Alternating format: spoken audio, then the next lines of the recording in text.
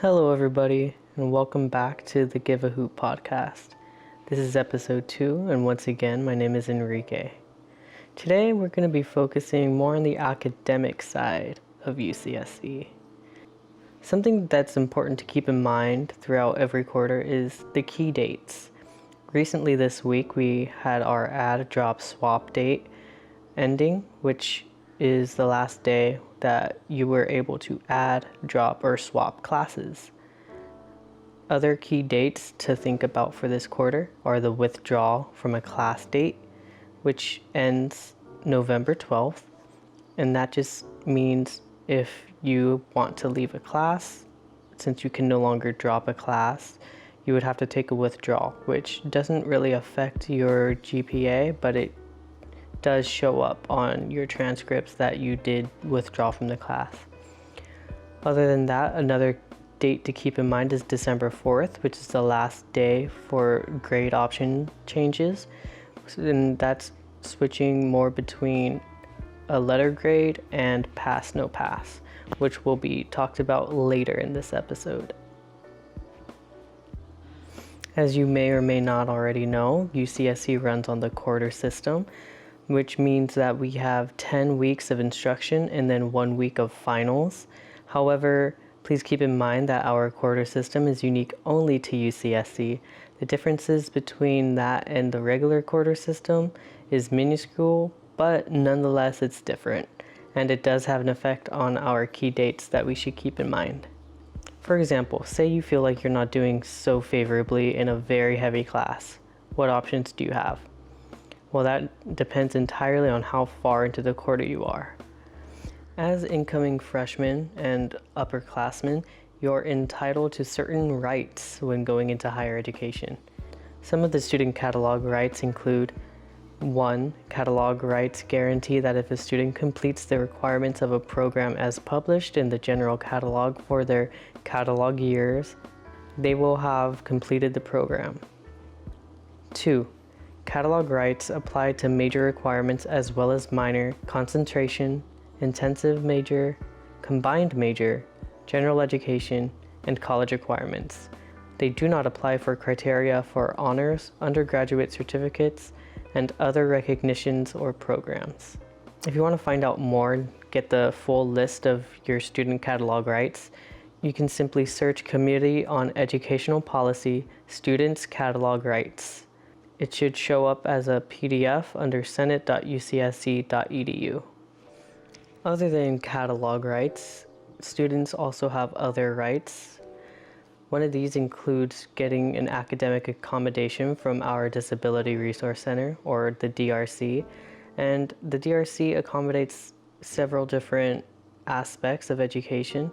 For example, it's not uncommon for DRC accommodations to include extra testing time to accommodate for test anxiety. In-person classes commonly have DRC accommodations where students go to a separate room. That way, if they feel overwhelmed with the amount of people there and can't really focus, they have a space where they can have the same opportunity to do as well. Apart from just having various types of rights as a student, you also have various resources available to you as well. One of the biggest resources available is our university library. Now, our library is on the Melville system, which means that it is not just UCSC's library. We have the Interloan program, which connects libraries across the entire UC system. Personally, I remember going to UCLA and taking advantage of that. But you don't have to go there in person yourself. You can simply contact our UCSC library if there's a book available on another campus, and they'll be able to order it for you, and you can have that book for yourself. In addition to our interlibrary loan program, as well as our Melville library program, we also have various textbooks and course materials available through our library. There's a thing called Course Reserves, which is basically a class textbook for larger classes that you don't have to buy. You can kind of just borrow in person. You can go and take it out for like an hour or two to do your homework. However, our online library website is an amazing resource. You can find various books, links, movies, audio, newspapers, and just about anything you can imagine through there. It's perfect for doing research papers as they have a wide variety, as well as various resources outside of the library available to UCSC students. In addition to all that, our library also has various collections available. We have plenty of research collections that have been preserved since the beginning of UCSC, some of which detail the campus when it first opened, and others detail famous works of UCSC alumni. A good example would be our Grateful Dead archive, which is at our McHenry Library. The Grateful Dead archive is the only one of its kind, existing only on our UCSC campus. And if you have time, I highly recommend you check out the Grateful Dead. They make amazing music. Between listening to music in your room and working on essays due the next day, make sure you have time to look at your advising options. At UCSC, we offer different types of advising. We have major advisors that kind of help with planning what classes to take for your major, making academic plans, helping to declare your major and all of that. But in addition to that, we also have college advising to each of our residential colleges. And I can tell you more about our Kresge College Advising office, but I think it's better if you just hear from one of our college advisors themselves. Here is an interview between our vice chair and one of our Kresge College advisors. Hi everyone, I'm here, your Vice Chair, Brent, with Kresge Advising, if you'd like to introduce yourself. Hi everyone, this is Casey Daubert. My pronouns are they, them, theirs, and I am a Kresge College Advisor. So, Casey, if you don't mind me asking sort of the first question, sort of the catch-all really, what are some common things you wish students knew before coming into the advising office? Yeah, first would be, we are here to serve you. So I think a lot of times students, especially new frosh coming in, new transfer students, a lot of times they might feel a little intimidated. I really want you all to feel welcome and comfortable coming to us. It's our job to help you through your academic experience here at UCSC. So do keep that in mind that, we're here to serve you. We're here to help you. We're not scary. So we're all great at, working through some of those troubles that you're experiencing, as you're transitioning through your 4 years or your 2 years here. So keep that in mind that, we're here to make sure that we make the experience the best it can be.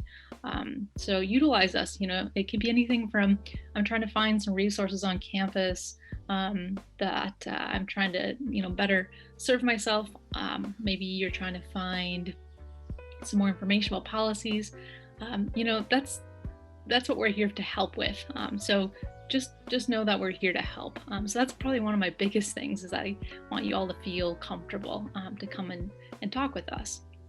The other thing too is everything being online right now. I think the other good resource right now is the Keep Learning resource on campus. So it's another good spot to check out, if you're trying to figure out maybe something to help you out with time management or try to figure out how to kind of keep everything in line with online learning and how do I study and all that comes with the online learning this quarter.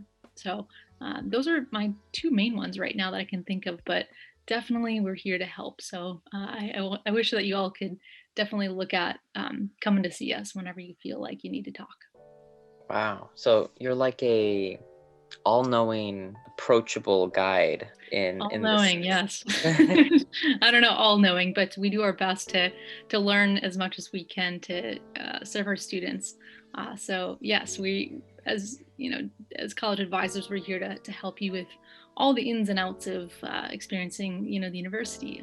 So my background is I was a first generation college student, so I know a lot of folks are in that boat, so they might be experiencing a lot of trouble just trying to navigate through the system of UCSC. So myself, Tao, and Sarah at Kresge are also great resources, and then you have Ben, the provost, can also support you through your academic journey. Yeah, I would say that the advising office is integral to university life. Very much so, yes. So stepping back more in a, I guess, limited sense, what's the difference between proposing and declaring a major? Yeah, great question. So oftentimes students come in already proposed in something. Not always, some students are still undecided. But proposed is, sharing an interest in a major. So maybe there's a major that you already gravitated towards and you're interested in pursuing that. You might have that already on your My UCSC portal on your plan. But that's not necessarily has to happen, and that might even change right, in the first quarter. You might change to a different proposed major. So proposed means your interest in pursuing that major, whereas when you're declared, that's more of the whole formal process of getting declared by your major advisor or department. So it's more of a formal declaration. And then students will have to declare by their sixth quarter for Frosh, and then for transfer students, it's their second quarter. Oh, wow. So, but there is time to, before declaring, right? To sort of get a taste of what you'd like. Oh, for sure, yes. The first year is a great year to just experience the different classes that are interesting to you. Maybe, in high school or at a community college that you're coming from, you didn't have a lot of those different courses that UCSC has to offer. So it's a good time to explore and figure out what it is that you are looking for. Maybe there's other majors that you weren't aware of. So yeah, so proposed is more so trying to figure out what it is that you're looking for a major. What's gravitating you towards that major? And then, the other thing too is if you ever decide to change your proposed major, we can always help that. With that, we can, have a conversation and change it. So that's something we can always do, and we can talk to you about moving into declaring. But yes, especially that first year, you have some wiggle room to kind of explore a little bit. And we should take like sort of a little bit of that advantage to taste some other majors, or if we already have what we have in mind, should we continue with that and nothing else, or is that really up to the person? Yeah, that's a great question. Well, it kind of depends. Some students come in and they already know exactly what they want, and that's great. That's totally fine. There are other students that, maybe they want a double major. Maybe they are exploring one major and then change their mind after the first quarter of a class that they were interested in. The biggest thing to just pay attention to when you're looking at a major is what are the qualifying requirements for that major. Some of them have very in-depth courses that you have to take before you can declare. So it's really important just to be aware of that. I always like to tell students that it's good to have an alternative plan. So what I mean by that is looking to have, look at the majors that we offer at UCSC, either going to the Getting Started in My Major website or going on the UCSC online catalog and just exploring what those majors are and what those qualifying requirements are. So yeah, it's very important to double check what those courses are needed for declaring, so you're able to declare on time. But yeah, you can still explore a different major, but I would just definitely track to see what are those courses that are needed first. I see. All right. Well, for all the new students coming in, at the end of the quarter, they're going to see a bunch of letters all over their transcript. Yep.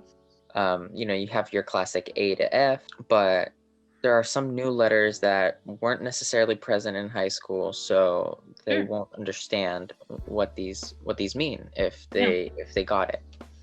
So we have I, W, P, and NP.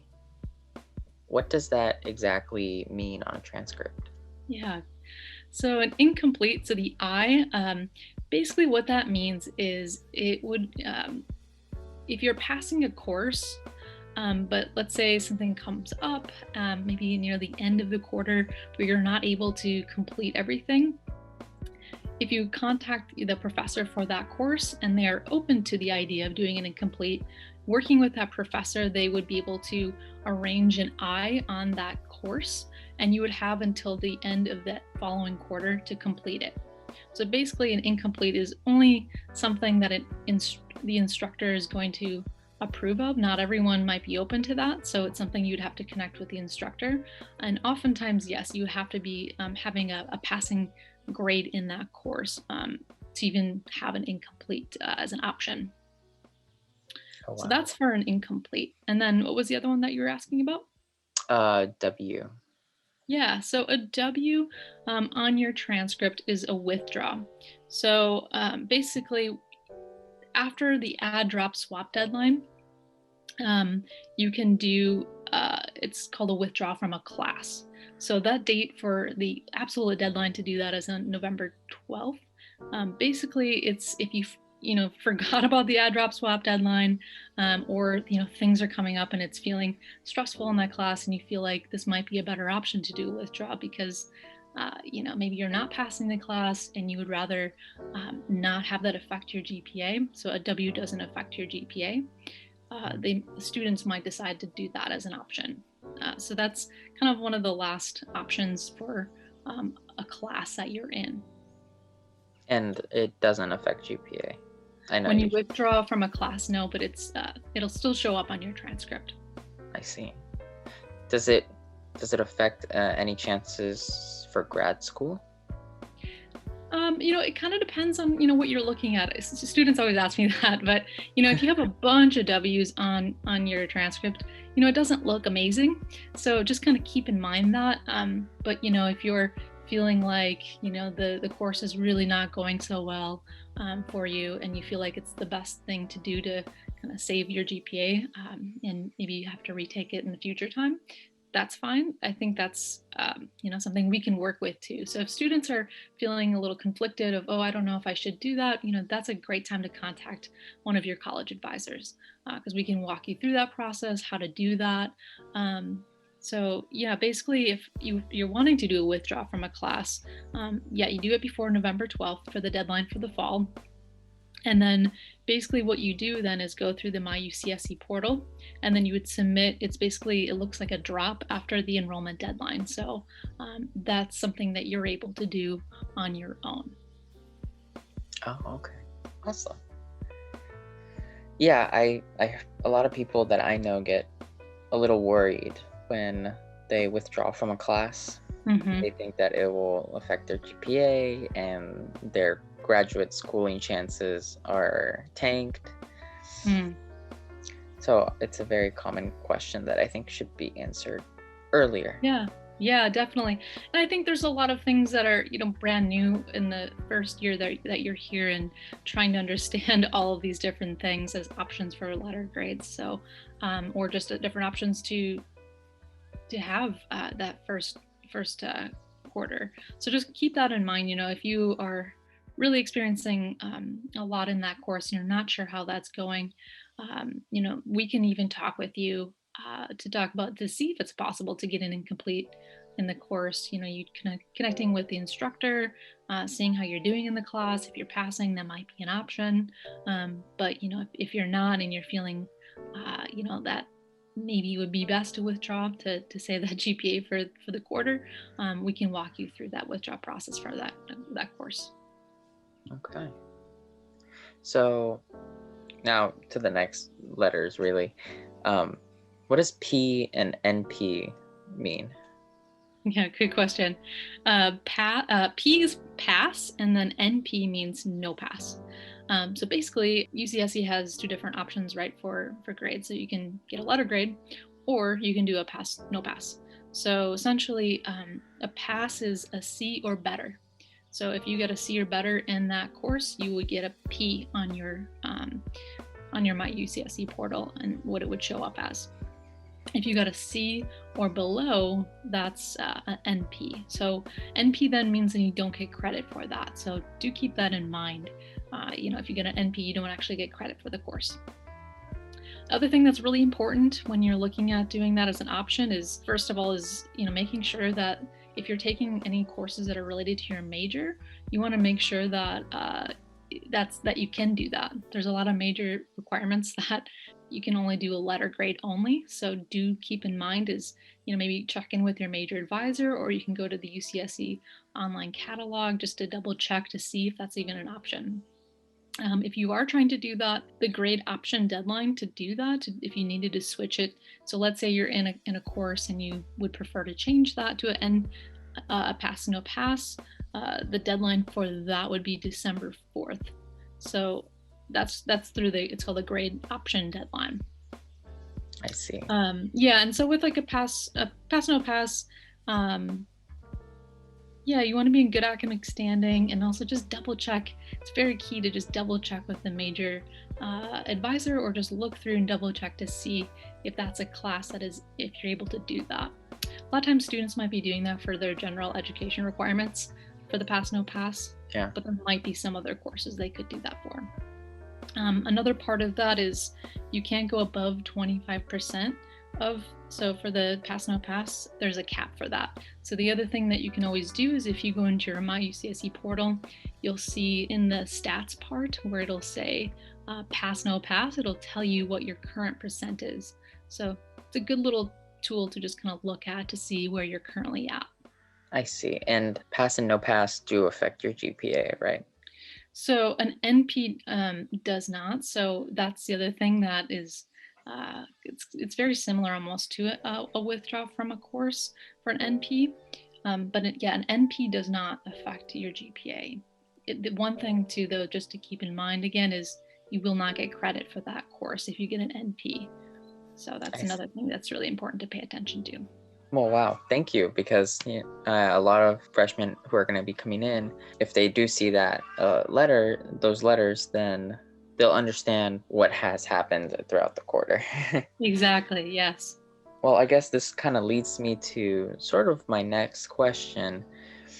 We have on our My UCSC portal, I know a lot of freshmen currently are enrolling in classes, so we have the add, drop, swap, and waitlist. And it takes a little while to get used to that system, because I'm pretty sure that there's no high school system that has it enrolling students in this fashion. So I think add and drop are very explanatory by themselves, but if you'd like, you can go into that. Sure. Yeah, so add, drop, swap, is through the My UCSC portal. So a lot of students currently are already enrolled in courses, so I would assume that a lot of them have figured that part out. The drop and the swap, so the drop is, if you're in a course and it's not the right fit, or it's not working for you, you can drop the course through the My UCSC portal.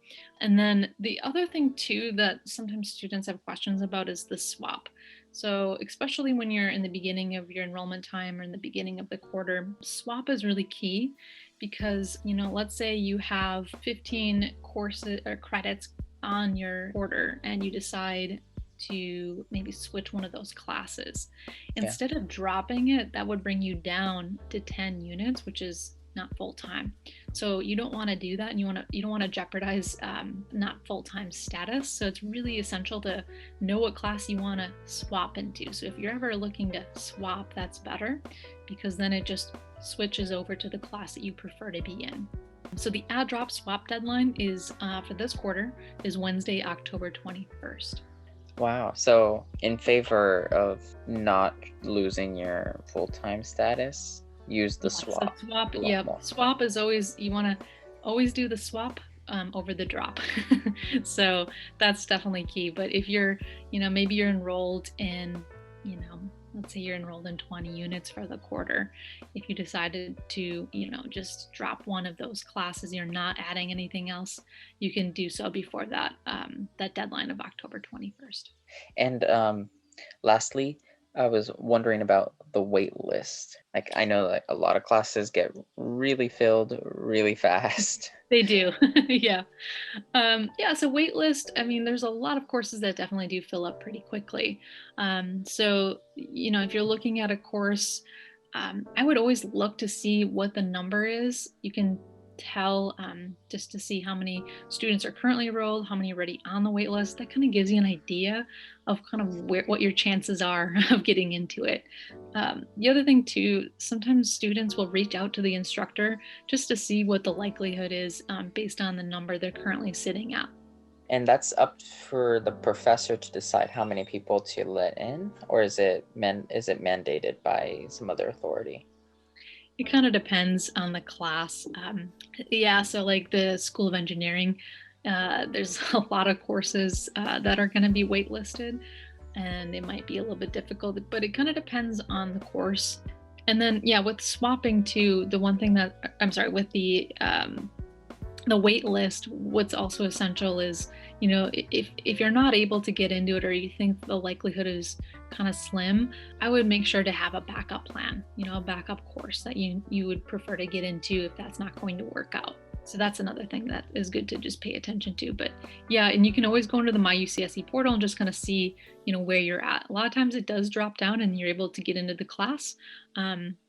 And the other thing too is on that wait list, you can, if there's a course you're currently enrolled in and you would rather swap into that other one that you are on the wait list for, that's also an option in the My UCSC portal. And that's why it's really key to just know what that backup class is. But, if you're on, maybe you're fourth on the list, there might be a better chance as the time gets close to the first day of enrollment or first day of classes. So it's not always, it's sometimes hard to predict whether or not you are able to get into it. But sometimes, it works out. But the trouble too is, if you're beginning the first week of courses and you're still on a wait list, you don't want to be too long on that wait list on the first week of class because you're missing a lot of that information and material. Oh, well, thank you. Now we're going to go back to a previous question before this, Sure. sort of major related. The difference between college advisors and major advisors, because I know a lot of people get this mixed up, especially freshmen when they're first coming in. Mm-hmm. If you'd like to speak about that. Yeah, of course. Yeah, it's definitely a question we get all the time. Look at college advisors as being more general advisors, knowing a lot of the details of the university. So related to, supporting you with understanding the different policies and the different requirements. Just in general, just transitioning to UCSC. It's a huge step from either from the community college that you're coming in from or from high school.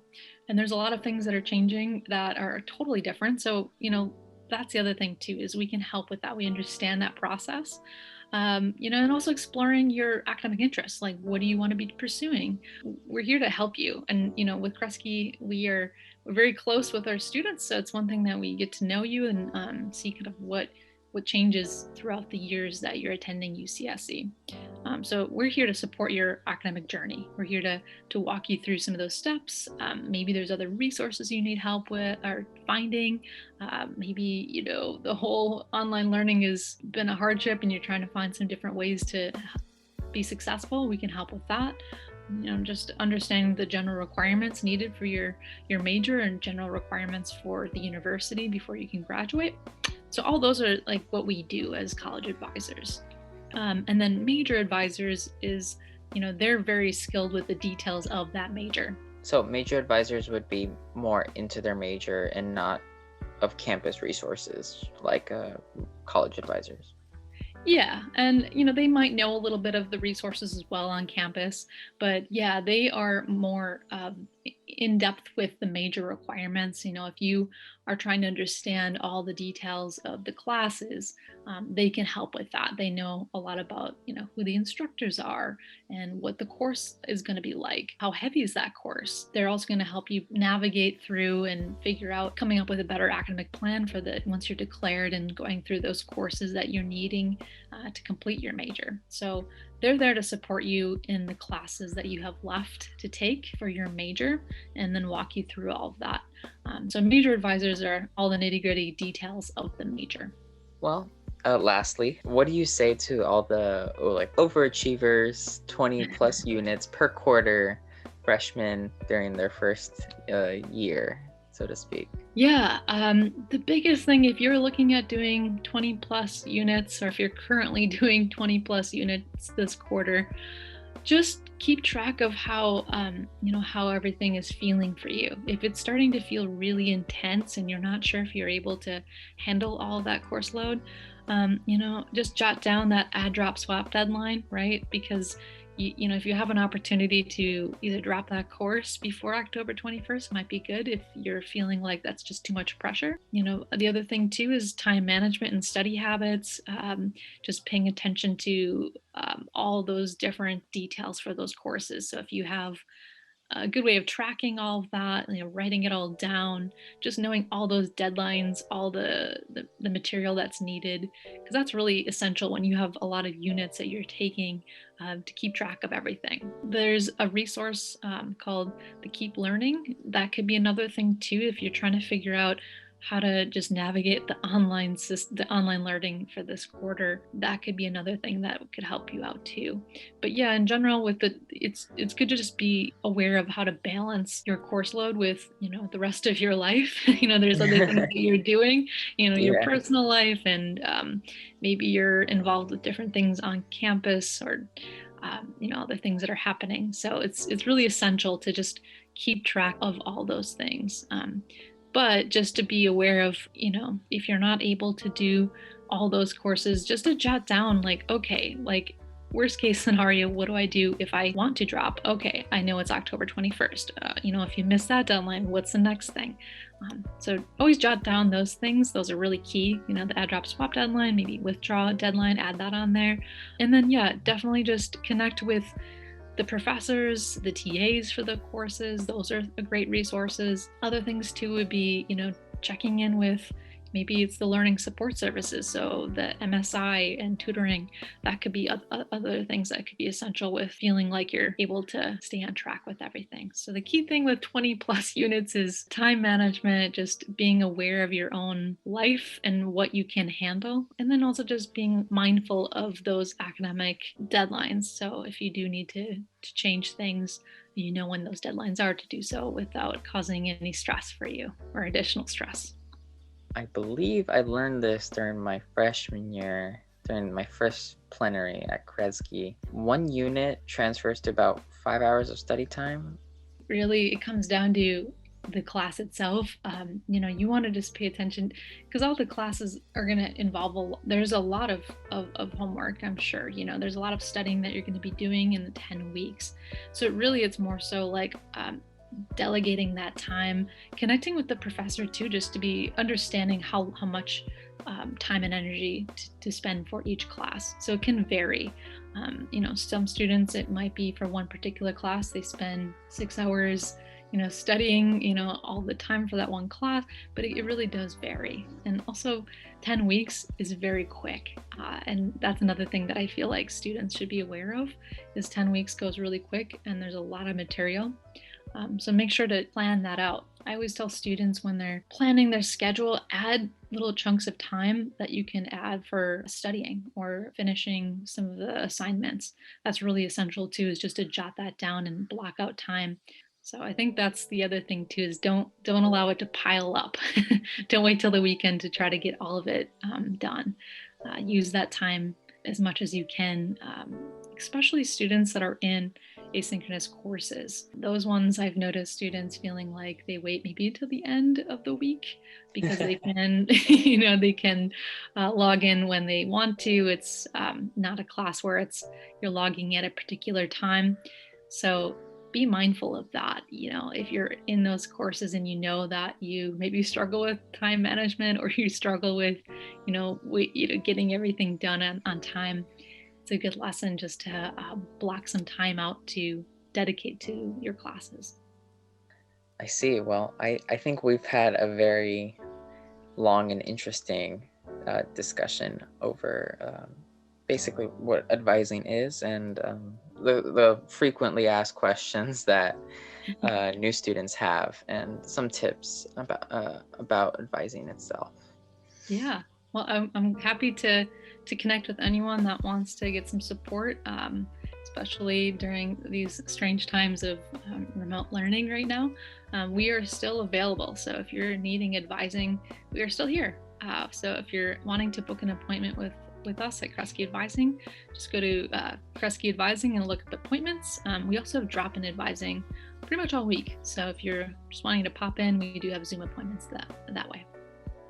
Wow, that's a lot of information to digest. Hopefully it wasn't too much information, but yeah, I want you to just be aware that we're all here to help you and support you through your academic journey, and especially during these bizarre, weird times, we're still available. Yeah, of course.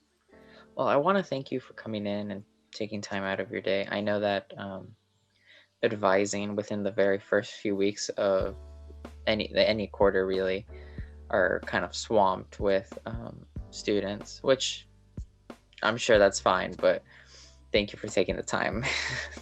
Of course, Brent. Yes, I'm happy to help.